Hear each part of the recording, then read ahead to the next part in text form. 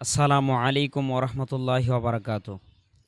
প্রিয় দেশবাসী, আমি আপনাদের সামনে বর্তমান পরিস্থিতি নিয়ে কথা বলতে চাই।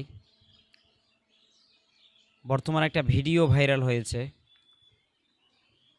সাদিকুর রহমান আজহারি সাহেবকে অপমান করতেছেন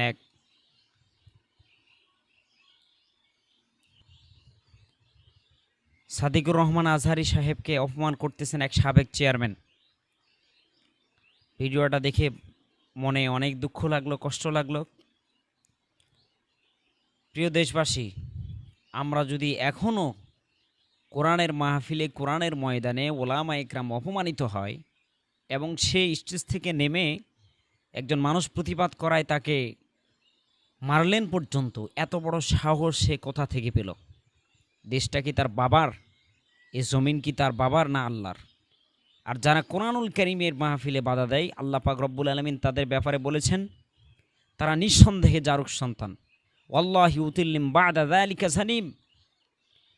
আল্লাহ পাক রব্বুল আলামিন বলেছেন কোনো সন্দেহ নাই, যারা কোরআনুল কারীমে বাধা দিবে, কোরআনের মাহফিলে বাধা দিবে, তারা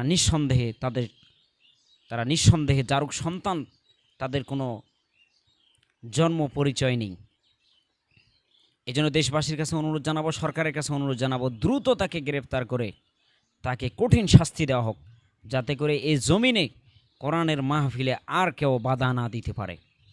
দেশবাসীর কাছে আহ্বান, সবার কাছে আহ্বান, সরকারের কাছে আহ্বান, অতি দ্রুত তাকে গ্রেফতার করা হোক, আর না হলে সে ক্ষমা চাক।